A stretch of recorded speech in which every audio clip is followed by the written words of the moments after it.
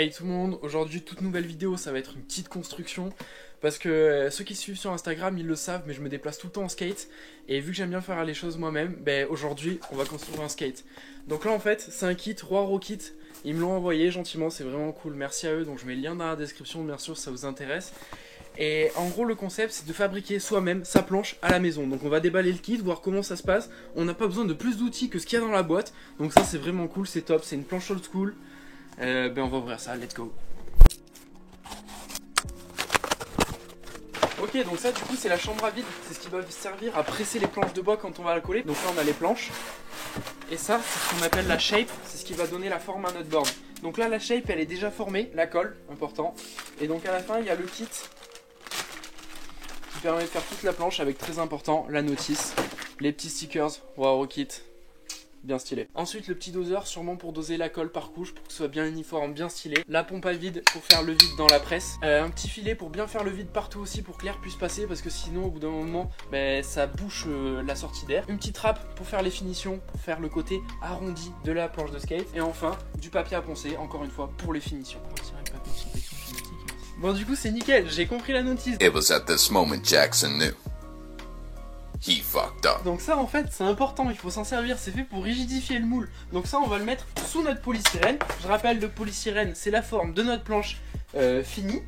Et donc celui-là il a déjà été préformé dans le kit, mais on peut le former soi-même. On achète des kits tout simples et on le coupe, on fait la shape de notre board. Ensuite on va venir mettre chaque planche. Et là il faut faire attention en fait. Les planches elles ont un sens différent, la fibre elle est pas tout le temps dans le même sens. Là on voit que la fibre elle est comme ça sur cette planche, alors que sur celle-là elle est dans ce sens. Et donc du coup dans la notice c'est indiqué les planches qu'il faut mettre dans quel sens. On va venir mettre la première sur notre moule, mettre de la colle ici et de la colle ici. Et ensuite on retourne, de la colle ici, tac tac ainsi de suite. Et attention il faut faire ça en moins de 7 minutes sinon c'est mort. Donc du coup on va se concentrer, on va prendre le verre doseur, la colle et c'est parti, on colle ça. Bon du coup c'est parti, on lance un chronomètre, il faut faire ça en moins de 7 minutes donc ça va être chaud mais c'est parti, allez. Donc du coup on étale la colle, au début il faut 2 trucs 3/4. On prend le rouleau, on vérifie qu'il soit propre, on l'étale bien. Il faut vraiment que ce soit uniforme, qu'il y en ait partout de la colle, c'est hyper important. Faut pas laisser un bout de planche sec. Wow, ça passe super vite le temps. Faut mettre moins d'1 minute par planche, donc on va se dépêcher là.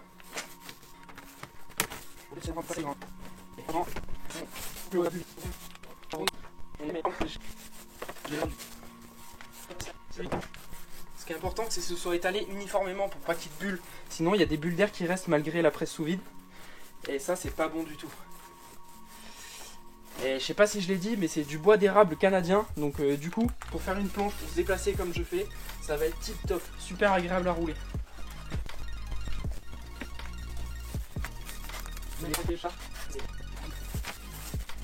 Donc c'est pour ça qu'il faut super bien préparer ses planches, qu'elles soient toutes dans le bon sens, qu'on n'ait pas à réfléchir, direct on en colle, on se pose pas de questions.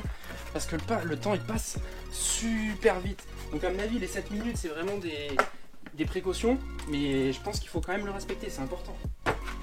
Là ça va, il fait un peu froid, ça va coller moins rapidement, mais bon.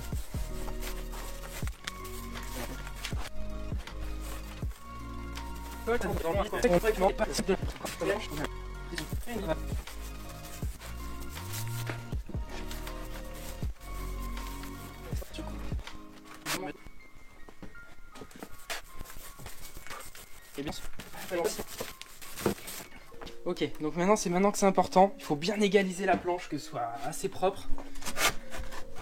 On met bien dessous la planche qui vient rigidifier, on essaye d'être aligné. On prend les élastiques qu'il y avait au début dans la boîte, on les met pour tout tenir la pièce ensemble, que ce soit le plus aligné possible. Là on n'est pas trop mal, c'est pas dégueu, hein, c'est propre. 7 minutes 06. On est en retard, on va enfourner tout ça dans la chambre à vide.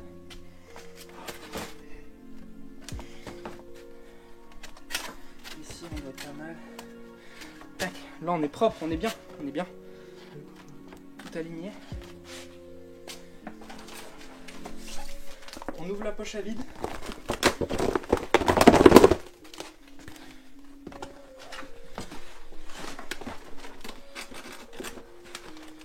Wow, c'est chaud tout seul, c'est chaud.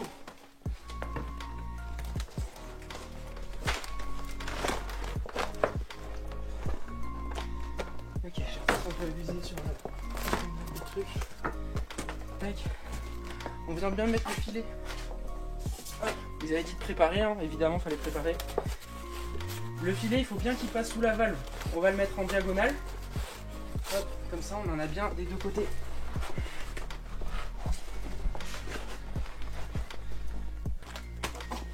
Hop, on ferme la pompe à vide, on nettoie bien de tous côtés.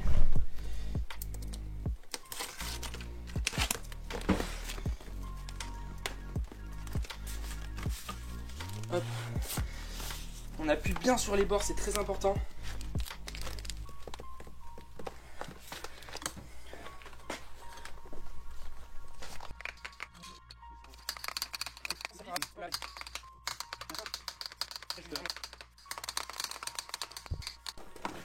Donc là on tire bien partout pour pas que ça passe dessous. Ça commence à être pas mal, là on a la forme. Je suis éclaté. Wow, c'est chaud. Oh, c'est énorme. Oh, j'avais l'impression d'être dans une course, c'est un truc de ouf, c'est trop bien. Ah, c'était dingue. C'était complètement dingue, ça va être énorme. Je suis trop content. Je pense que si c'est votre première fois, il faut avoir un peu l'habitude de bricoler, mais honnêtement ça se fait, on s'en sort. S'il y a quelqu'un qui vous aide, je pense que c'est mieux quand même, parce que tout seul là, c'était vraiment la course. Mais je voulais vraiment voir comment ça se passait. Et franchement, c'est trop satisfaisant de voir la planche se faire là. Oh, c'est génial. Du coup là maintenant, il faut attendre que ça se passe. Ils disent dans la notice qu'il faut revenir voir dans 5, 10, 15 et 20 minutes pour voir que tout se passe bien, qu'il n'y ait pas de fuite d'air. Et puis voilà, après on aura la planche quoi, donc maintenant on attend et on va venir voir après. Bon, clairement, j'ai fait n'importe quoi.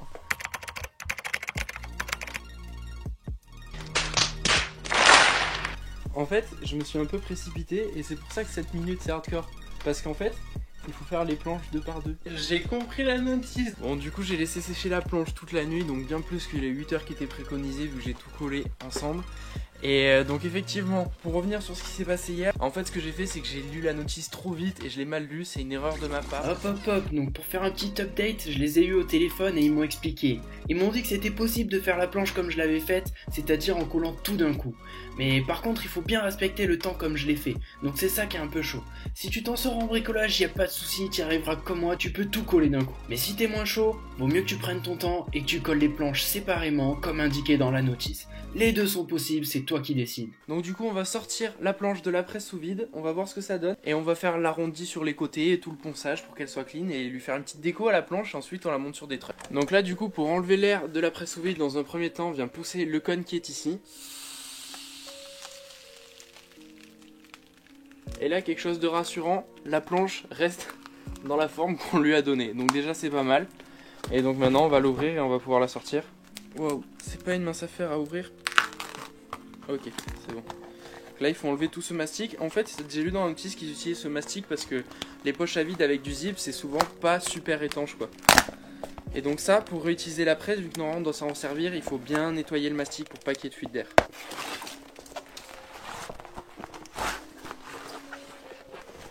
Donc là ce qu'on va venir faire, c'est venir égaliser tous les bords parce que forcément ils n'étaient pas tous au même niveau. Donc on prend la râpe qui était fournie dans le kit et on va venir râper comme ça, de sorte à venir égaliser le bord de la planche.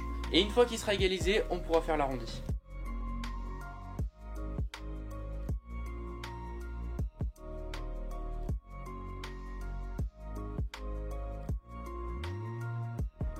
Donc là je suis vraiment trop content, la board elle est vraiment stylée, on commence à voir bien la forme. Donc là c'est encore un bord plat, on voit bien les 7 plis différents comme une planche de skate classique. C'est vraiment trop cool, je suis vraiment trop content, c'est tellement satisfaisant de fabriquer sa planche de skate, c'est ouf. J'en avais déjà fait une mais pas avec un kit comme ça. Et franchement la planche elle est pas trop lourde et tout, le résultat il rend trop bien, c'est trop sympa.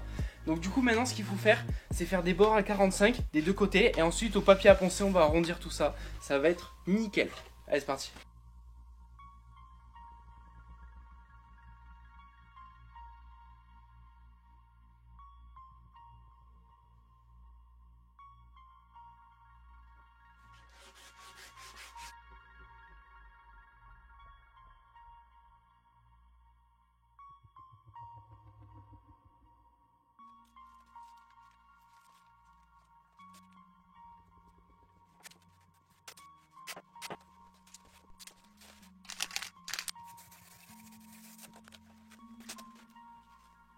Hop. Donc voilà, maintenant que la peinture est faite, le vernis est posé, la planche est trop clean, je suis trop content. On vient y poser le grip, donc moi j'ai pris un grip épais parce que je vais m'en servir un peu comme une longboard. Donc c'est parti hein. Technique pour faire son grip de skate, on prend une râpe, on vient racler et ça va dessiner la board sur notre grip, on n'aura plus qu'à le découper.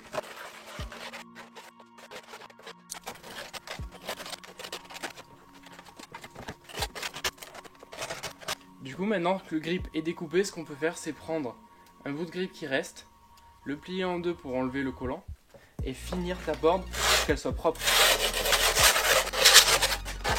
Donc du coup c'est parti, on va installer les trucks sur la planche de skate. Moi c'est des trucks caliber, c'est des trucks inversés de longboard.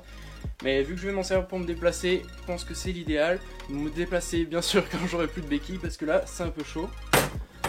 Donc bah c'est parti hein.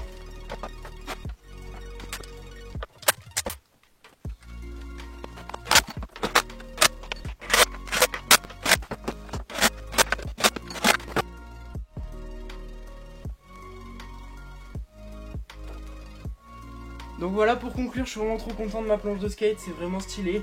Encore merci à Roi Rock Kit de m'avoir envoyé ce kit pour fabriquer cette planche. Donc pour faire un bilan sur le kit de fabrication des planches de skate, je trouve que c'est vraiment cool.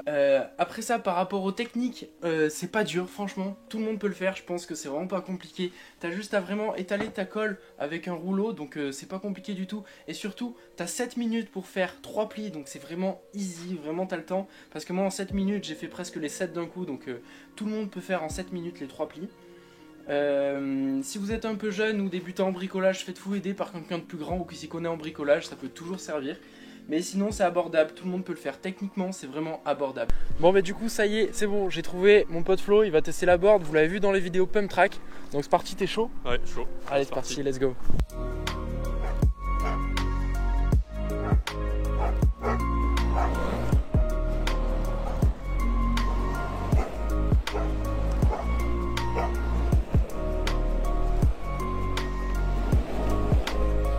Du coup voilà, c'était le petit test de la planche par Flo. Alors gros, t'en penses quoi de la planche? Franchement c'est pas mal, j'aime bien la taille parce que moi c'est pratique, tu peux faire de la ville, tu peux faire de la vitesse et tout. Après j'aime bien aussi la forme là, et on sent bien le concave là, avec le tail ça doit être pas mal, je pense que tu fais des power slides, ça peut être cool. Et ouais sinon pas mal, j'aime bien aussi le petit sticker à l'arrière avec le petit panda, c'est grave cool, j'aime bien. En vrai ça passe bien, du coup s'il y a des bons tails et du bon concave, ça veut dire que la presse a bien marché. Donc du coup c'est vraiment cool, encore une fois n'hésite pas à laisser un pouce bleu, un commentaire et abonne-toi. Allez ciao!